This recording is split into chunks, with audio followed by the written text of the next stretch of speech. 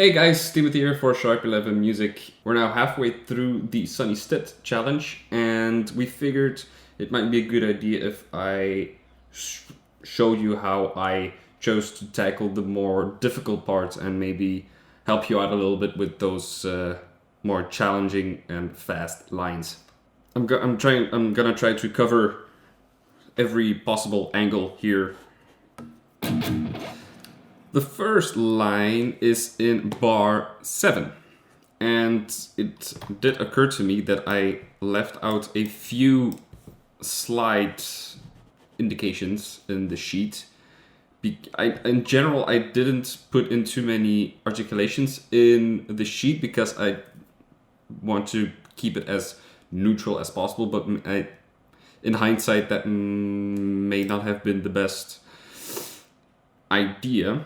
So in terms of where to slur or where to slide or whatever, I leave that all up to you, but it may be helpful to know where I do slide and blah blah blah.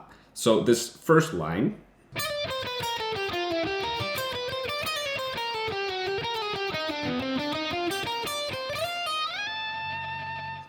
that took me quite a while to get to that fingering, and it's a very deliberate fingering. The first thing I had trouble with was getting the timing of that one right, because I don't know, it just sounds a little bit funky on recording. And what you can do is go like let's get a metronome running here. Just make it all 16 notes and just leave out that first D. And then add it back in. So let's go through the line slowly.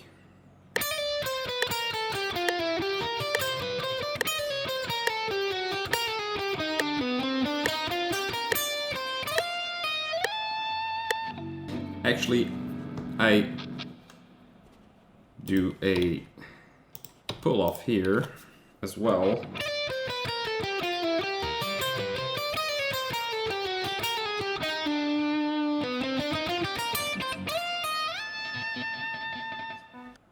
That would be like the first thing to get down. Really get just the fingering down. Have it on autopilot where you slide, where you slur. Once you get it up to speed or get to a higher tempo, it can change. It still can change. And that's how I get to a lot of these fingerings and the ways I play them. It's just I start out with one thing, and then once I get to a higher tempo, I notice that it's just not very convenient anymore, so I have to adapt and go back and blah blah blah. One little thing is here at the end. So the first part is pretty. You can also choose to put in a pull off here.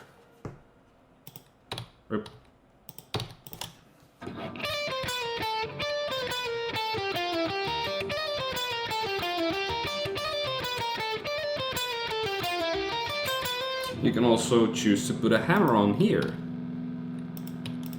You know, that's all personal preferences. I chose not to do that. And here at the end, this G, now it's pretty challenging still.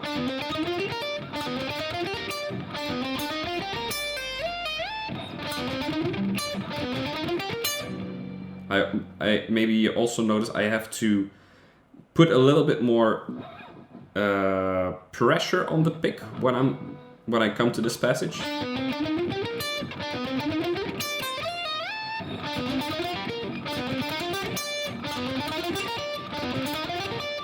See, it's still sloppy and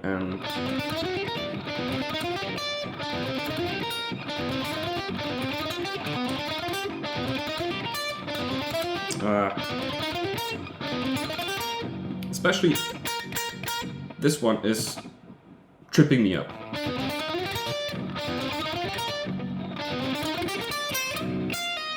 If I keep my grip a little looser, I feel that the pick is fumbling around too much in between my fingers when I change strings, so that's not helpful. So I want to have it as tight as possible, but not like clenching into a fist and the way you can practice this stuff is, of course, with a metronome. Slowly at first. I think the end goal tempo is like 140.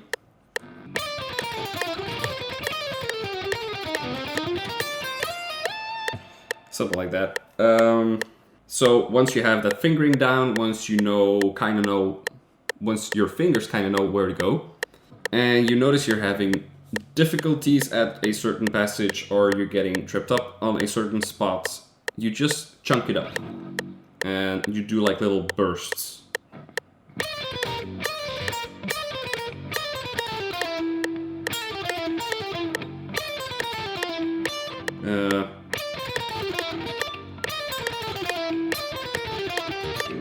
So that.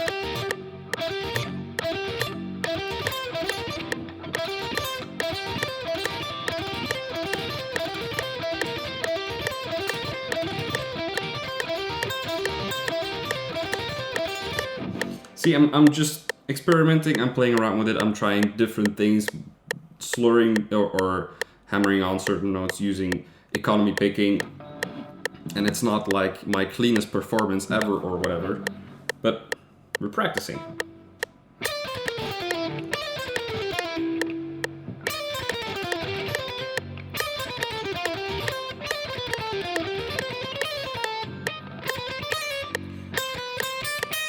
Here, it's important to,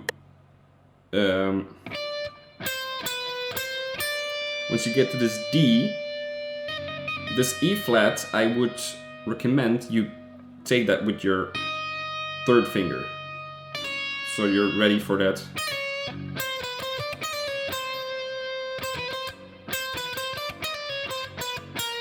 Or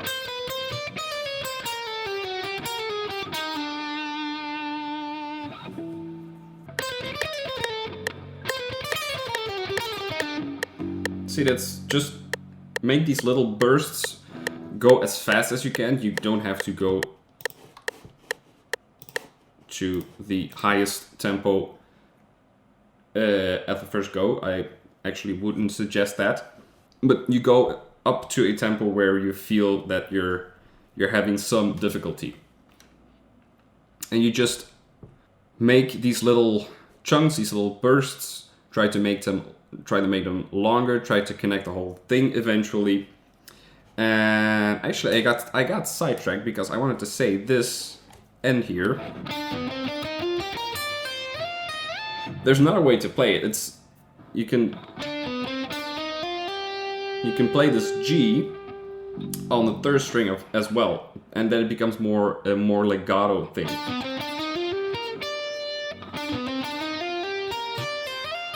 You can even play the C on the second string. Ooh.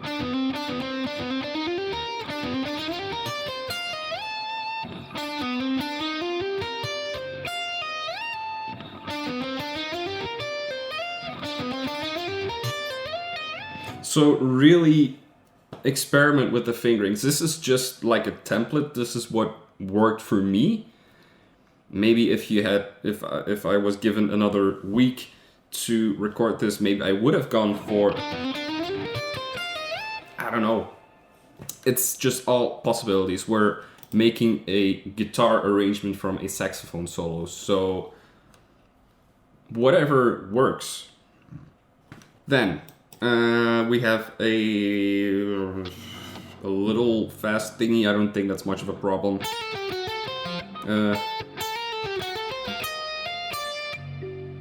The only thing I could say about this is that you could play this A back on the second string. But that felt a little bit uncomfortable to have this pinky play this. See? Stuff like that can happen.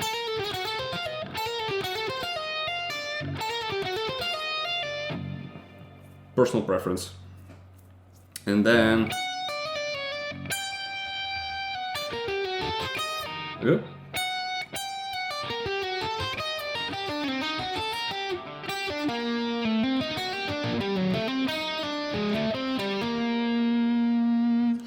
Actually, I got a lot of ideas for fingerings because I've been transcribing Alan Holdsworth for all this time. Which is ironic because he got his fingerings from saxophone players and it's full circle.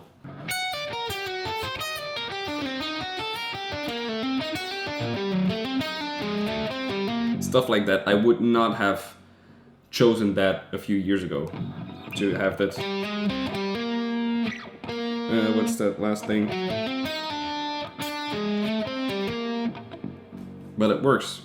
So obviously I left out every slur and slide in this thing, but I do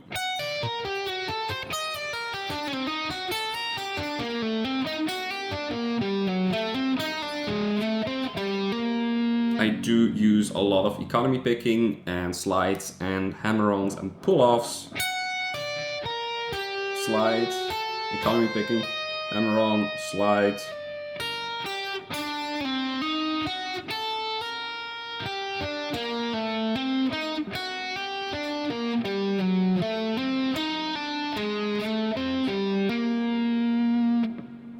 And here, the melodic idea is D7, G minor, D7, G minor, or actually E flat diminished, but it's D7, flat 9. And this one I kind of just aim to get right.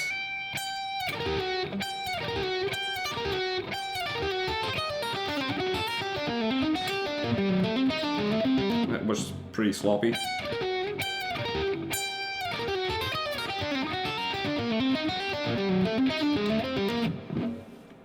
And it's the most important thing for this line is to really go for that strong downbeat.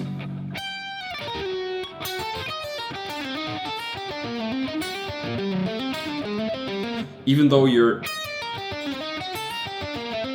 or actually especially because you're not giving an attack, trying to get that really on the beat will keep your timing in check.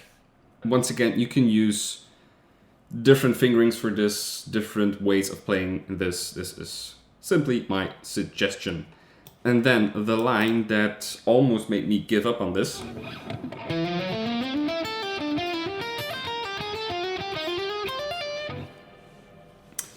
This is another one that took me quite a while to get a workable fingering for. First of all, that first blob of notes and the rhythm, I wouldn't think about that too much. Just, it's 8 notes. 1, 2, 3, 4, 5, 6, 7, 8. And your starting note is the E, and you're just going for this A on the second beat. And don't even try to get that rhythm. Just try to get to the note. And again, I would chunk this one up, definitely chunk this one up, and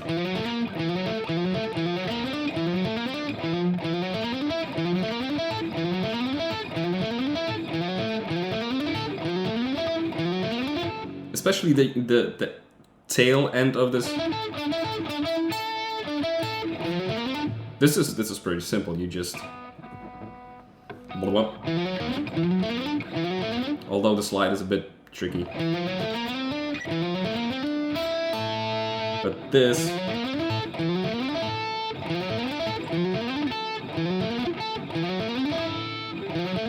it's easy to either miss the E or either miss the A, so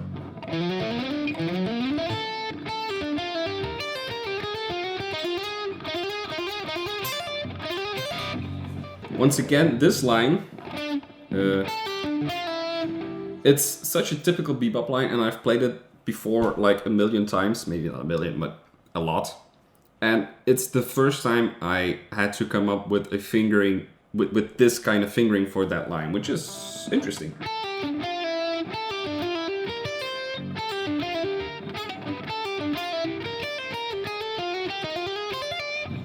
But it's all in the name of playability.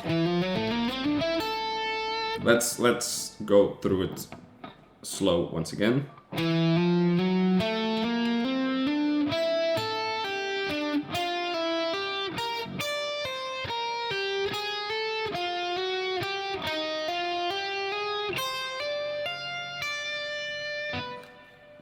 And I'll add in the slurs that I'm using.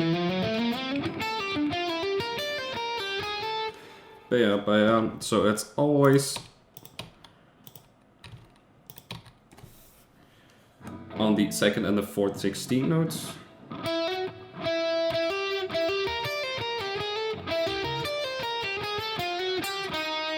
Even here, it's very jazz.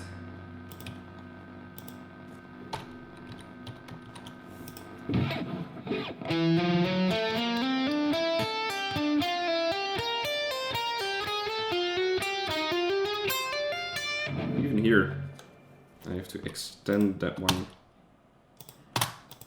Once again, slow.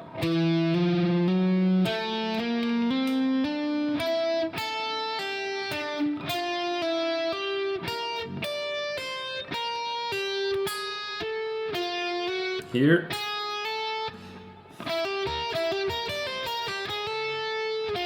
That's a little bit...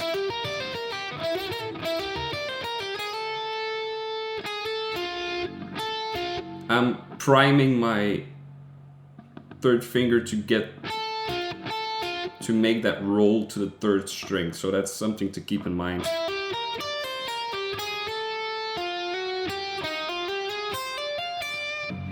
And that final bit, that's just something like, just go for it. If you don't really make that slide, so be it, or whatever, or if you want to do. That's, by the way, a very typical Alan Holsworth thing to do as well. Anyway.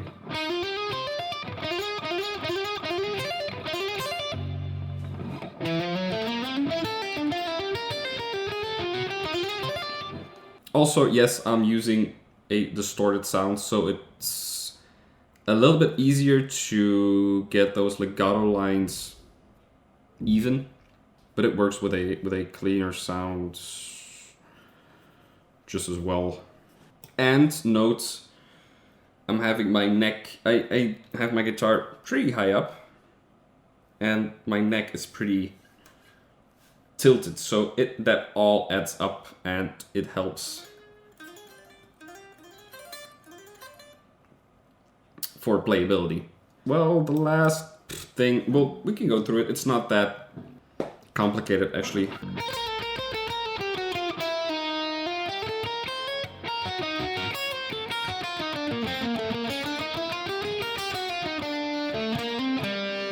Yeah. It's just a shitty fingering.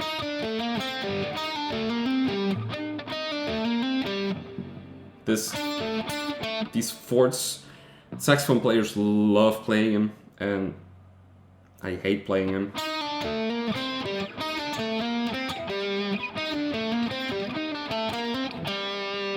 You can choose which direction you want to go in.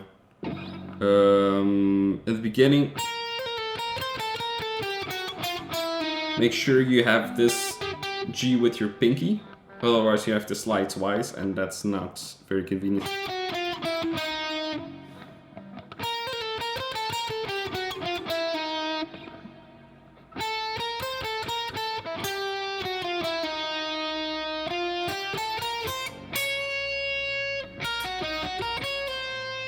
Slides.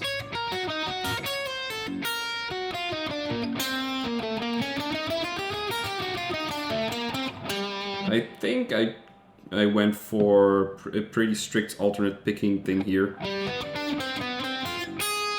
Here we have a slide.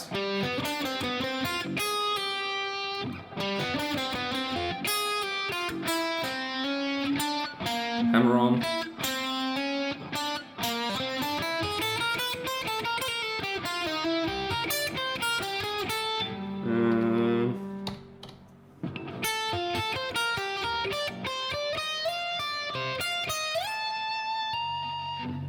So once again, I didn't put in all the slides and slurs or hammer-ons and pull-offs in this, because you can decide for yourself what you want to pick and what you don't want to pick. I don't want to color your decisions or influence your decisions.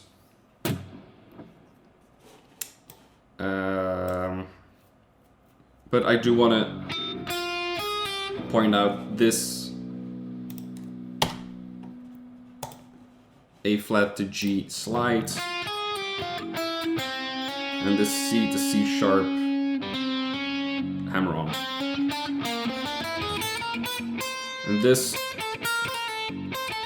that's just how I play it, with the pull off from the C to the B flat and the A.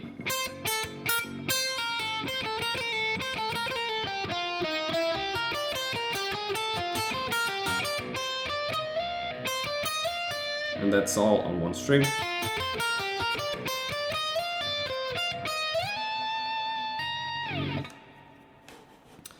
So that's about it, about the most challenging lines of the solo. I hope this little mumbo jumbo talk was somewhat insightful and helpful. Now you also have a little bit more of an insight of why I chose to write it down like this. We will re-upload this PDF to the drive with the updated articulations. Try to chunk it up and connect them back together, all those little pesky pieces. Think about your picking hand and squeezing the pick a little bit more on those alternate picking lines where you're changing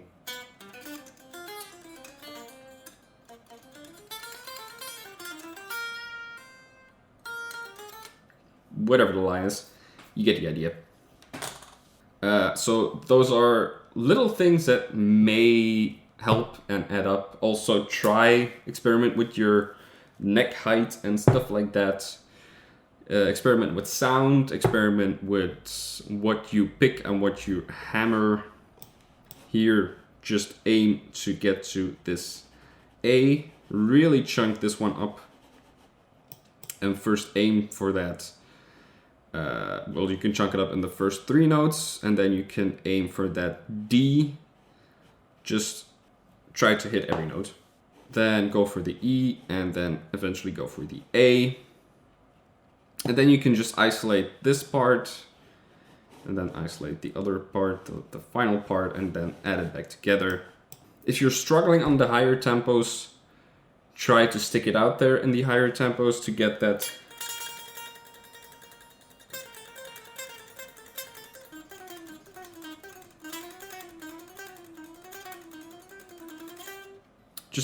picking hand adjusted and accustomed to that tempo.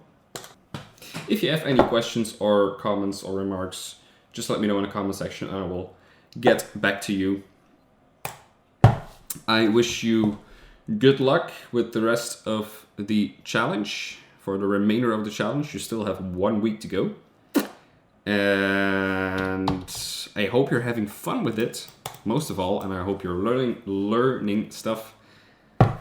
So stay safe, stay healthy, and see you guys next time.